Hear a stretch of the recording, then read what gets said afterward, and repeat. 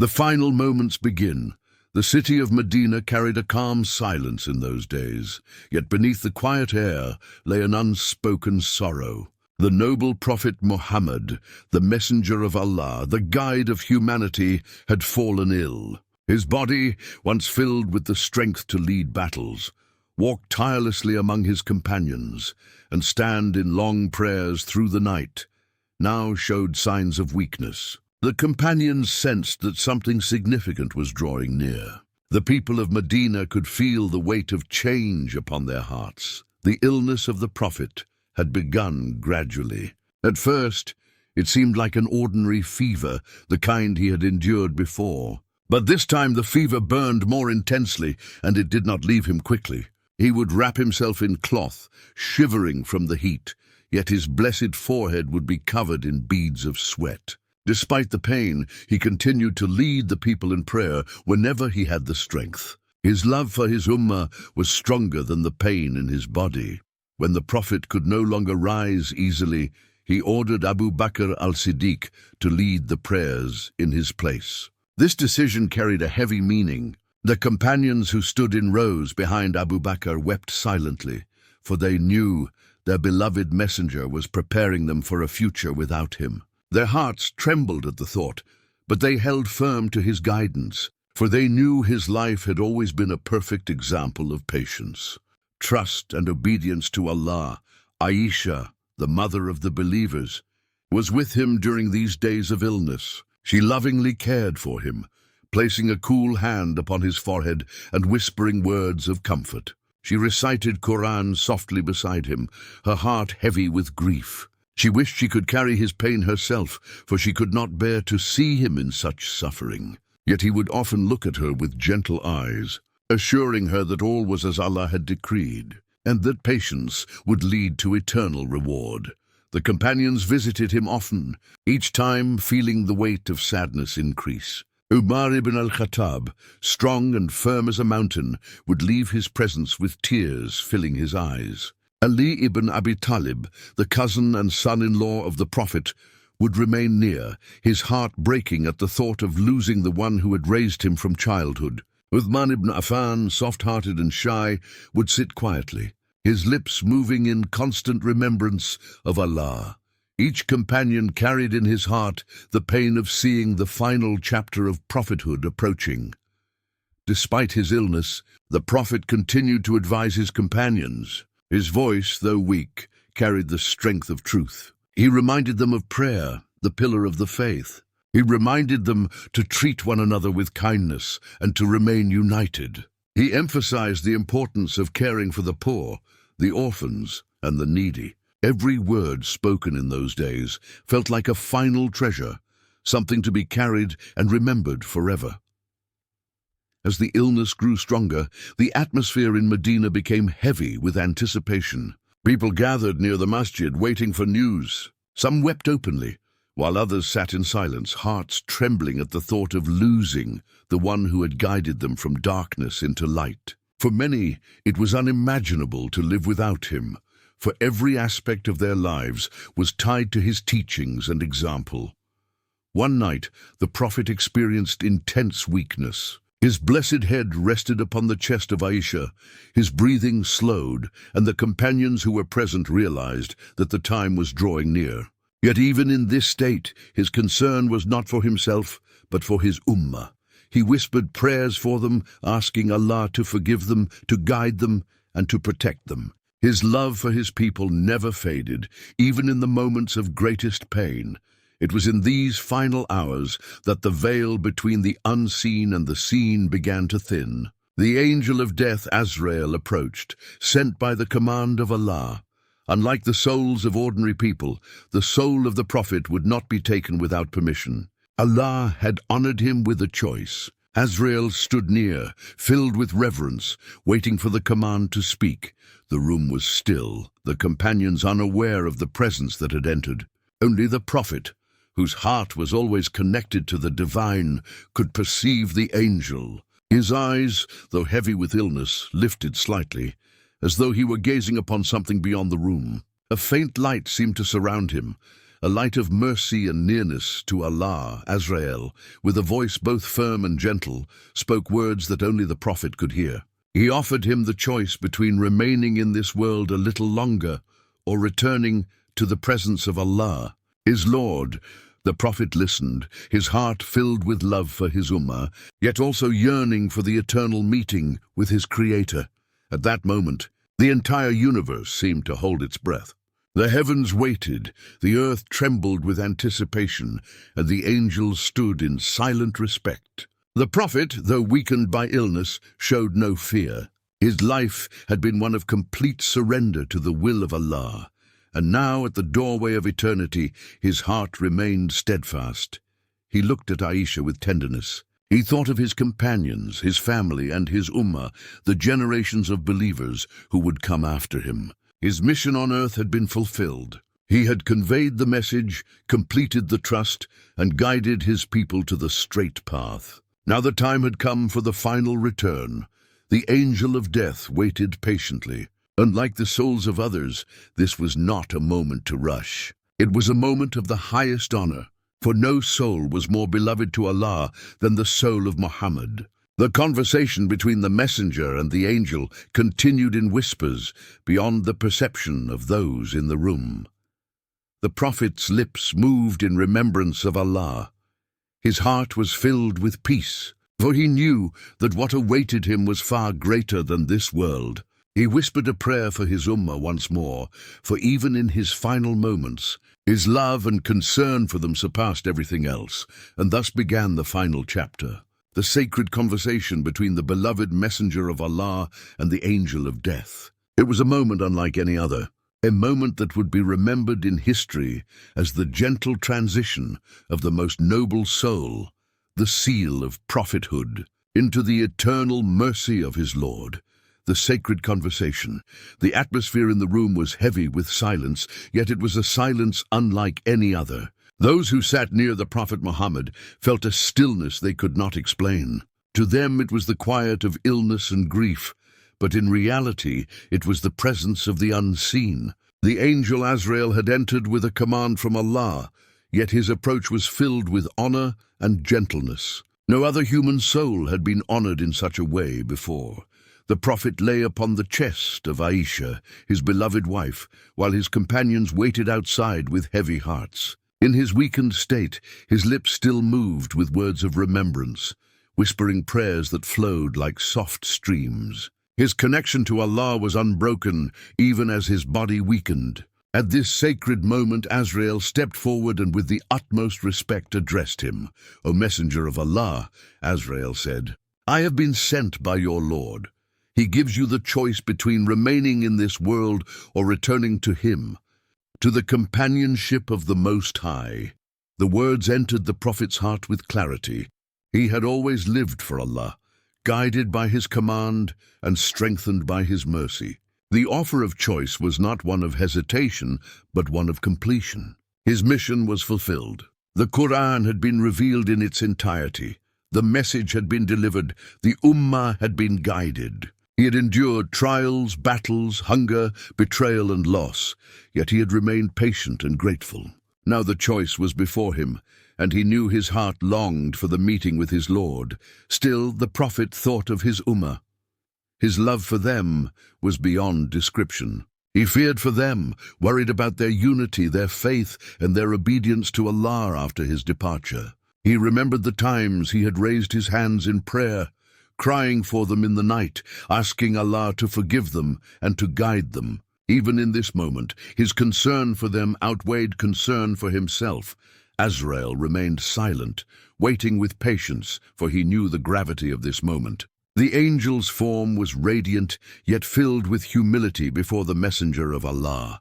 Never had Azrael approached a soul with such reverence, for no soul was more honored than this. The heavens themselves trembled, awaiting the decision. The prophet raised his eyes as though looking beyond the room into the unseen. His lips moved softly. "With the highest companion," he whispered. These words carried his decision, his longing to be with Allah. Azrael bowed his head in respect, for the choice had been made. Yet the prophet, in his mercy, spoke again. my ummah, he whispered. His heart ached with love for the generations that would come after him, for those who would believe in him without ever seeing him, for those who would strive in faith despite the trials of life. Allah had already answered his prayers for his people, granting them mercy beyond measure. But the Prophet, even at the edge of this world and the next, continued to intercede in his heart. Such was his love that even death could not divert his concern for his ummah. At that moment, the Prophet turned to Aisha with gentle eyes. Though she could not hear the words of the angel, she felt the weight of the moment. Tears filled her eyes as she looked upon her beloved husband, the messenger of Allah, realizing that the farewell was near. She placed her hand upon his chest, her heart trembling. The Prophet spoke faintly, his voice filled with peace. "Do not fear, Allah is with us. Remain steadfast in prayer, remain united and care for one another. Treat the weak with kindness, protect the orphans, and follow the book of Allah." His words were like a will, a final guidance for those who would remain. Ali ibn Abi Talib entered the room quietly and knelt near the Prophet. He kissed his hand, with tears falling upon it. The Prophet looked at him with love, reminding him of patience and strength. Fatimah, his beloved daughter, also entered, her face pale with grief. She sat near him, weeping softly. He reassured her with a gentle smile, saying, "Your father will soon meet his Lord. Do not weep, for you will be the first of my family to join me." These words brought comfort to her heart, even as sorrow filled her eyes. Outside, the companions gathered, sensing that the moment was near. Abu Bakr was in prayer, asking Allah for strength. Umar was restless, struggling to accept what was happening. Uthman remained silent, his lips moving in constant remembrance. Bilal, the muezzin of the Prophet, wept so deeply that his voice could hardly be heard. The love they carried for the messenger was beyond words, and the thought of losing him was unbearable. Azrael stepped forward once more, his presence filling the room with awe. "O messenger of Allah," he said gently, "the highest companion awaits you. Your Lord calls you to eternal peace." The Prophet closed his eyes, whispering again, "With the highest companion." The words were clear now, a firm declaration of his decision. He had chosen the eternal nearness to Allah, the meeting with his Lord, and the completion of his mission on earth. The angel of death bowed with reverence, for he was in the presence of the greatest of all creation. The moment was unlike any other he had witnessed. Every soul before had been taken swiftly, but here he moved with gentleness, with honor, and with patience. As the companions waited outside, the heavens opened in unseen beauty. Angels gathered in rows, their light filling the skies. They came not to take part in death, but to honor the one who had been a mercy to the worlds. The soul of the Prophet was the most beloved soul to Allah, and the universe itself seemed to pause in reverence. The Prophet's breathing slowed, his lips still whispering remembrance. His face shone with a serenity that words cannot describe.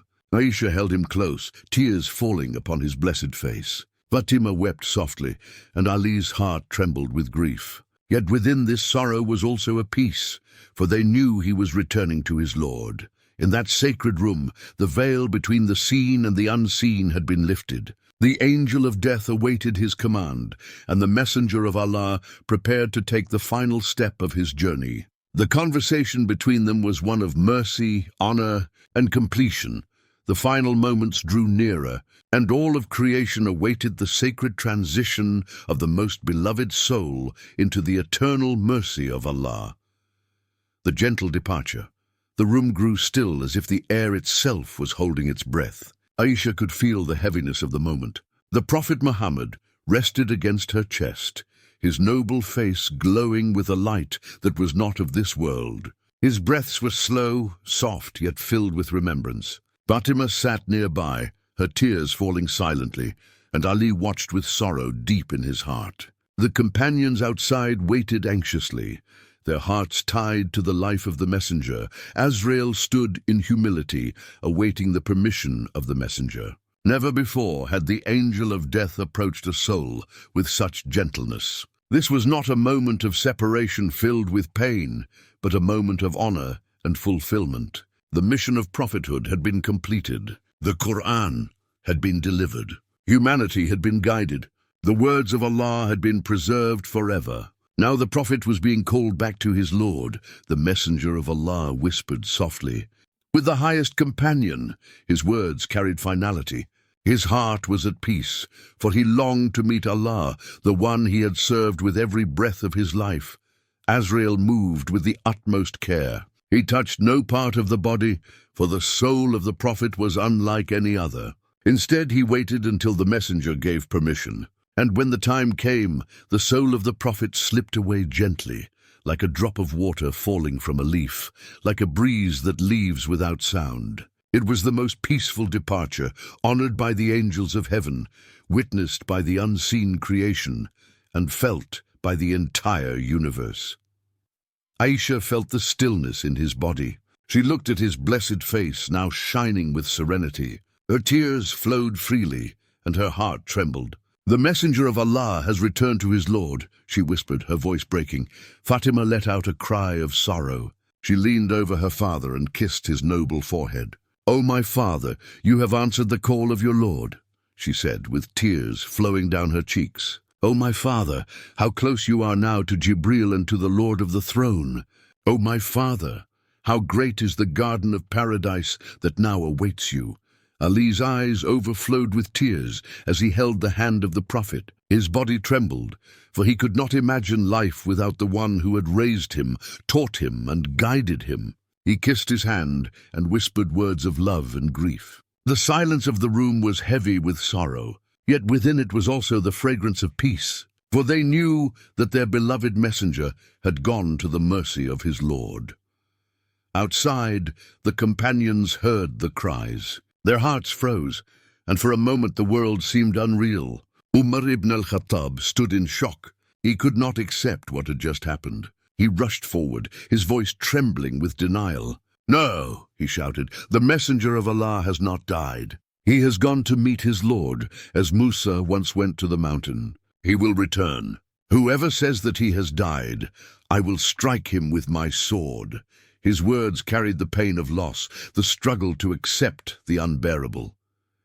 The companions around him wept, their hearts breaking. Some fell to the ground in grief. Bilal could not bear to call the adhan, for the thought of standing to call the prayer without the messenger was too heavy. The masjid of the prophet became filled with sorrow, the sound of weeping echoing through its walls.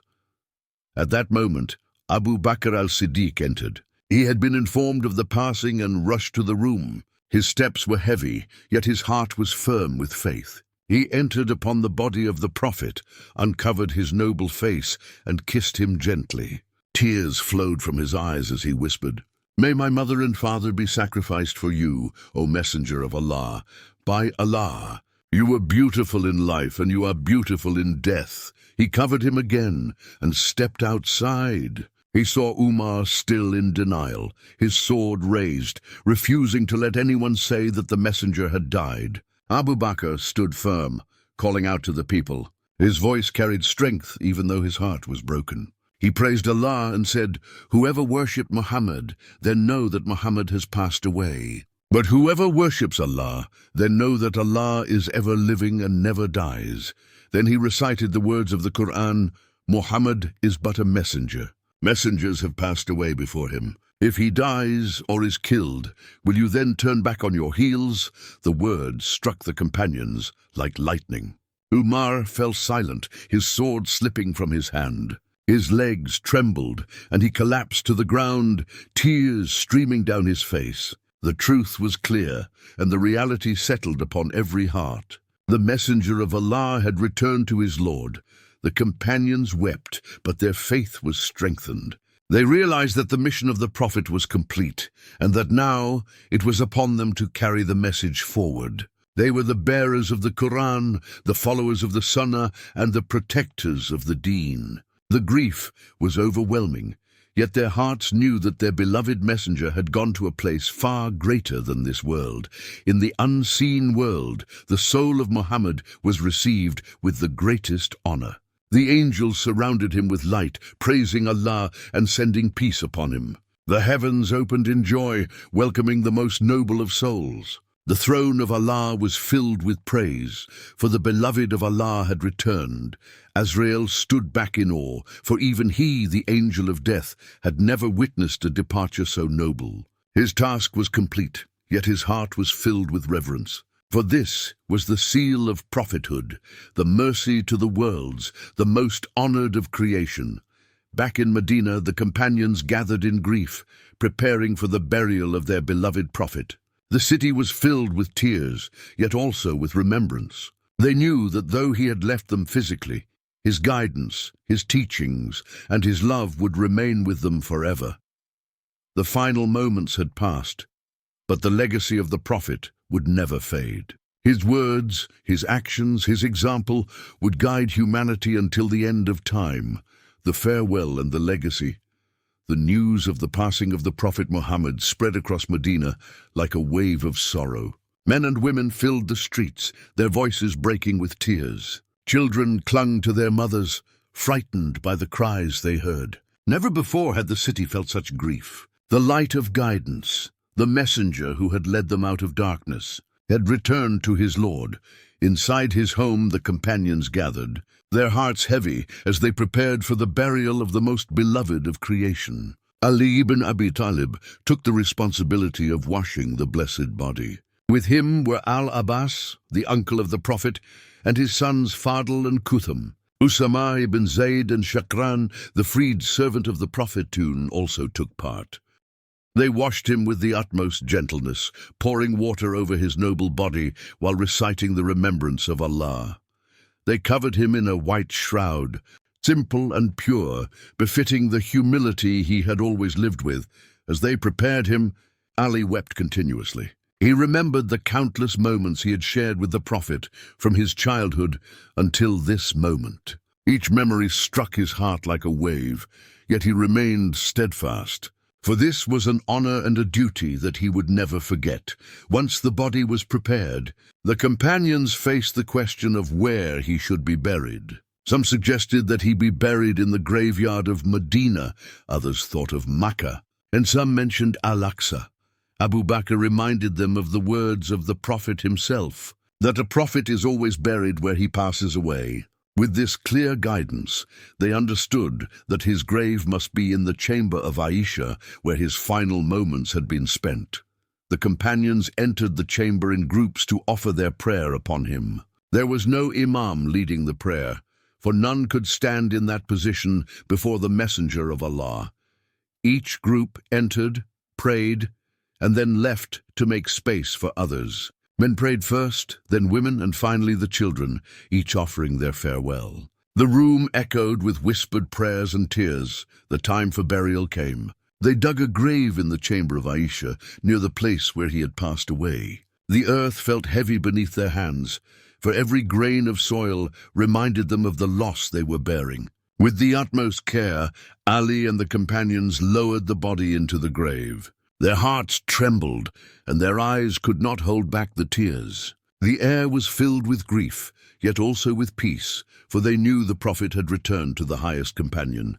Fatimah stood nearby, her face pale with sorrow. She looked at the grave of her father and said, "How did your heart allow you to cover the messenger of Allah with earth?"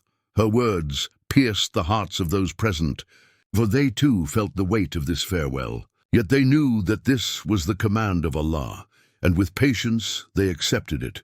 After the burial, Abu Bakr stood before the people. His voice was steady, though his eyes were wet with tears. He reminded them that the messenger had completed his mission, that he had left behind the Quran and the Sunnah as their guide. He urged them to remain firm in their faith, to worship Allah alone, and to stay united as one ummah. His words brought comfort, for they reminded the people that though the Prophet was no longer among them, his light would never fade.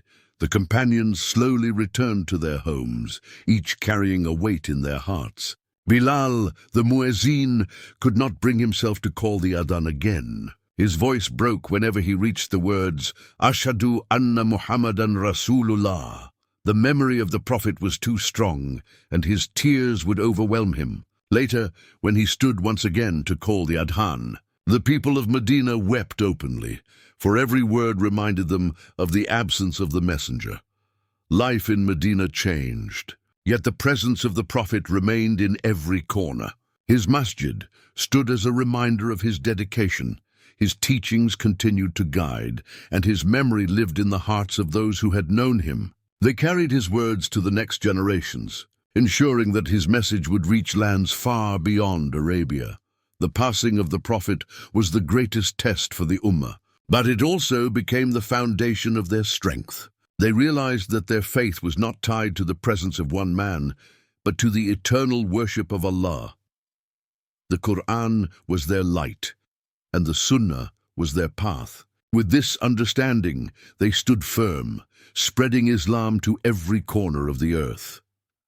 As the years passed, the grief remained in the hearts of the companions, but so did the love. They would sit together and speak of him, recalling his smile, his kindness, his patience, and his unwavering devotion to Allah. They would cry, but they would also find strength, for they knew that he was in the company of his Lord, in a place far greater than this world.